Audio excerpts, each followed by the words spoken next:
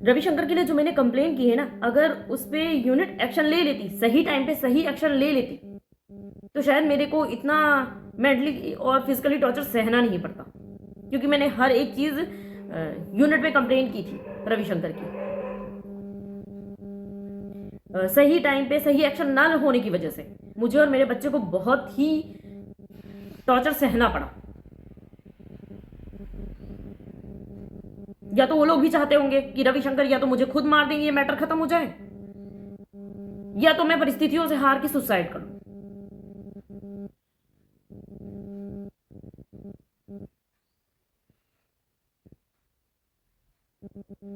मेरी किस्मत में जो होगा वो तो होगा ही।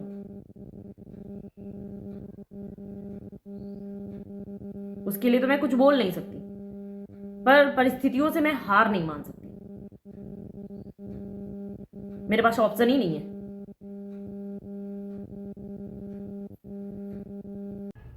हाय, राधे राधे, जय माता की। कैसे हैं आप सब? मैं अच्छी हूँ, आशा करती हूँ आप भी अच्छे होंगे, अपनी अपनी फैमिली के साथ खुश होंगे। बुरे लोग बुरा समय आपसे बहुत दूर रहे। मैं सानू गौड़, जैसे कि आप लोगों को पता है, मेरे लॉन्ग वीडियो मेरी रियल लाइफ पे होते हैं। जो मेरे फौजी पति, मेरे पति रविशंकर फौज में जो जॉब करते हैं, काम करते हैं, कार्यरत है, अभी ऑन ड्यूटी है बंदा, मैं उसके लिए पोस्ट करती हूँ। उसने मेरे को फिजिकली मेंटली जो टॉर्चर किया है, मैंने उसके लिए पोस्ट किया। पर आज तक मैंने उसकी यूनिट के लिए कुछ नहीं बोला कि कहाँ है, क्या है, रविशंकर किस यूनिट में है, मैंने कभी नहीं बोला। मेरे को अप्रैल में यूनिट बुलाया भी गया था, जैसे कि आप सबको पता है। जो लोग मेरे ब्लॉग देखते हैं, लॉन्ग वाले वीडियोस, उनको सबको पता है कि मैं अप्रैल में गई थी वहां पे क्या बोला गया, क्या हुआ, मैंने ये इसके लिए भी नहीं बोला। और जो जो चीज़ें मेरे साथ इस टाइम पे हो रही थी, ये दिसंबर 2023 से लेके ये जो पूरा निकल गया 2024, और 2025 का जनवरी महीना भी कंप्लीट हो गया। जो भी चीज़ें मेरे साथ हो रही हैं वो मैंने कभी भी नहीं बोली सोशल मीडिया पे। जो यूनिट की उस पर हो रहा था मेरे से, मैं ये नहीं कह रही यूनिट के उसमें, मतलब आप उसको वो मत ले जाइए। जो यूनिट की तरफ से मेरे ऊपर कार्रवाई हो रही है, मैंने उसके लिए कभी नहीं बोला। जो मेरे मेंटेनेंस पे कार्रवाई हो रही थी, मैंने उसके लिए भी कभी नहीं बोला। जो डॉक्यूमेंट्स के साथ छेड़छाड़ हो रही थी, मैंने उसके लिए भी नहीं बोला। आज मजबूरी में मेरे को चीज़ें बोलनी पड़ रही, क्योंकि शायद मेरी चुप्पी को मेरी कमजोरी समझा जा रहा है। और हाँ, एक लैंग्वेज होती है, बहनचोद ये औरत है, क्या कर लेगी।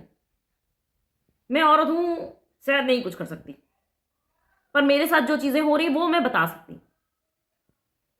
और जिसने ये वर्ड बोला होगा ना, उसको पता होगा,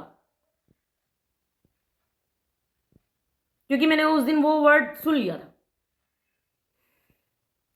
तो अभी तक तो मैं चुप थी, मैं नहीं बोल रही थी चीजों के लिए।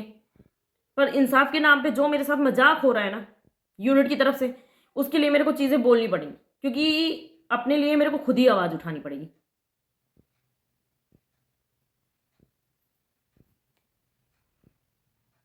तो जो लोग भी मेरे यहाँ फौज के जो है मेरे भाई हैं, जो है, जो लोग मेरा वीडियो देखते हैं, अगर उन्हें पता हो कि ये चीज़ें होती हैं या नहीं होती हैं कार्रवाई के नाम पे, तो प्लीज़ मेरे को बताइएगा ज़रूर, ताकि मुझे भी पता चले कि ये मेरे साथ कार्रवाई के नाम पे मजाक हो रहा है या मुझे किसी ट्रैप में फंसाने की साजिश हो रही है। क्योंकि मुझे वहां के रूल तो पता नहीं है कि ये चीज़ें होती भी हैं जांच के नाम पे।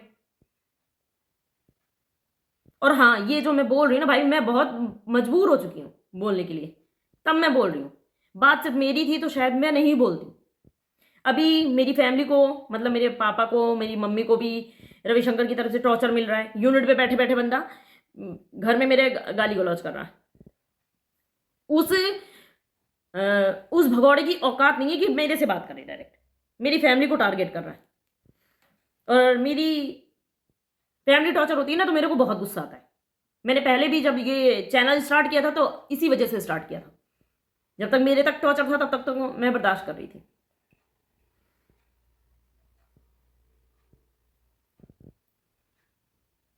तो मैं बताती हूँ, जनवरी 2024 लास्ट वीक चल रहा था जनवरी का।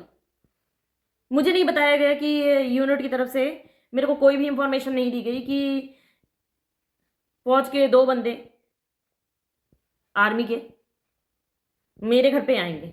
जांच के नाम पे क्या है क्या नहीं है मुझे कुछ भी नहीं पता।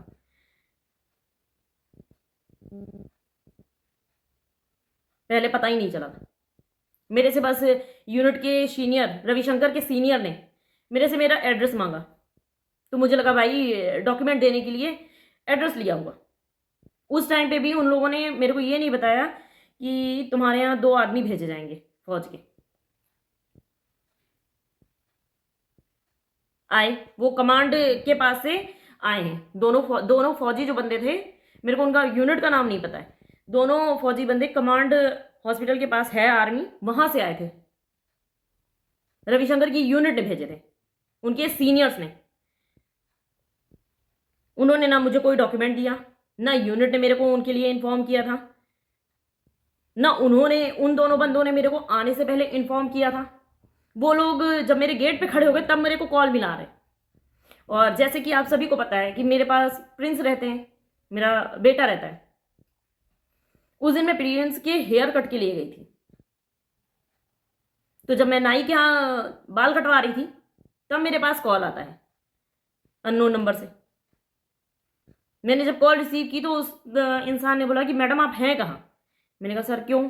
तो वो बोलते हैं सर हम आपके घर पे आए हैं और आप हैं नहीं आपके घर पे, आप गेट नहीं ओपन कर रही हो।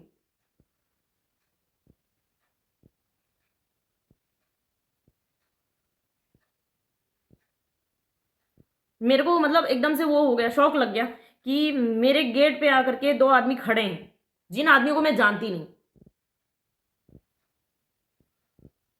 पर हाँ, वो दोनों बंदे फौज की यूनिफॉर्म में थे। उनके पास एक कॉपी थी कुछ नोट करने के लिए। जो जो चीज़ें उन्होंने मेरे से पूछी या प्रिंस से पूछी वो मैंने बता दी। अब बहुत से लोग बोलेंगे भाई तुम झूठ बोल रही होगी। मैं झूठ नहीं बोल रही, क्योंकि वो आए थे जीप से, जो जीप होती है उनकी, उससे आए थे। और जीप इतनी बड़ी तो है नहीं कि सीधा यूनिट से उठी और मेरी छत पे लैंड कर गई। वो बाई रोड आई होगी। तो मेरे जो लाइन के जो है नहीं पड़ोसी, तो मेरे घर पे कोई भी आता है ना तो उनकी नज़रें लगी रहती हैं मेरे घर पे। तो उन्होंने देखा था। और फौज की जो गाड़ी होती है ना वो अलग से ही दिखती है। तो किसी के भी घर के बाहर अगर आकर के एक आर्मी की जीप खड़ी होगी ना, तो मेरे यहाँ तो रविशंकर थे नहीं, रविशंकर तो यूनिट में थे। तो लोग देखते हैं कि भाई अभी तक पुलिस आ रही थी, पुलिस की वैन जीप आ रही थी, आज ये फौज की गाड़ी कैसे आके खड़ी हो गई। तो जिसको भी शक होगा ना वो आकर के पूछ लेना, उसको पता चल जाएगा। तो जांच के नाम पे मेरे यहाँ 2 लोगों को भेजा गया था। उन्होंने सिर्फ मेरे से पूछा था कि जो जो तुमने जो है रविशंकर पे लगाए हैं इल्ज़ाम, जिनके लिए मेरी जान खतरे में है, उसका तुम्हारे पास क्या सबूत है? तो मैंने यही बोला था, स्क्रीनशॉट है वो मैंने यूनिट में दे रखे हैं रविशंकर के। जो रिकॉर्डिंग थी वो मैंने सीनियर को उनके दे दिया था, यूनिट के जो सीनियर थे उस टाइम पे उनके,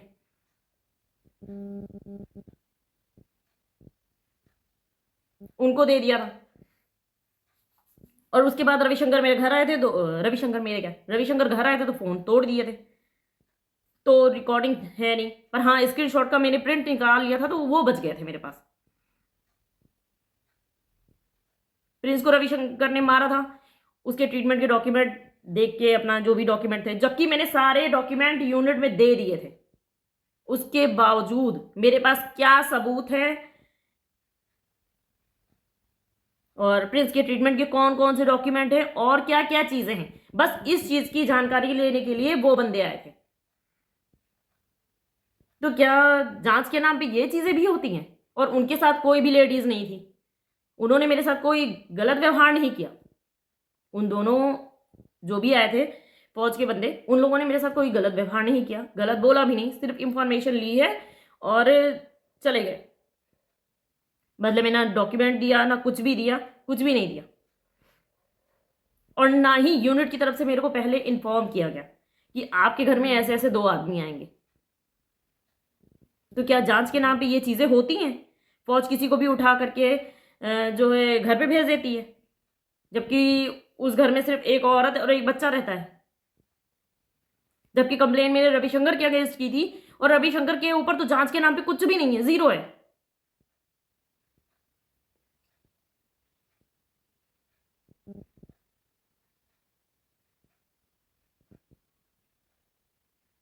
तो जिनको भी ये चीज़ पता है ना, प्लीज़ बताइएगा। और ये जनवरी 2024 की बात है, लास्ट वीक की। आज मैं ये चीज़ इसलिए बोल रही हूँ ना, क्योंकि चीज़ें बहुत ज़्यादा गड़बड़ गड़बड़ हो रही हैं उधर से।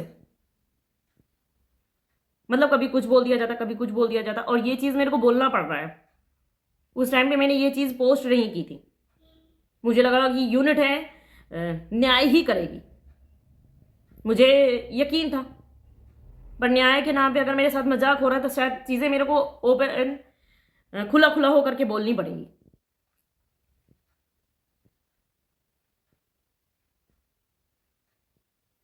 तो जिनको भी पता हो कि जांच के नाम पे ये चीज़ें होती है तो प्लीज़ मेरे को बताइएगा ज़रूर कि जांच के नाम पे यूनिट क्या, किसी को भी, किसी भी आदमी को, जब औरत का पति घर में नहीं है, ऑन ड्यूटी है, यूनिट में है, तो क्या उसके घर में किसी को भी भेजा जा सकता है या भेजेंगे? क्या जांच में ये चीज़ होती है?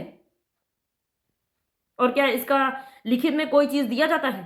क्योंकि मेरे को तो उन लोगों ने नहीं दिया, ना यूनिट ने मेरे को ये चीज़ बोली है, और ना ही मेरे को जो है उन दोनों बंदों ने दिया था। उन दोनों लोगों ने सिर्फ मेरे से और प्रिंसेस से क्वेश्चन किए थे बस।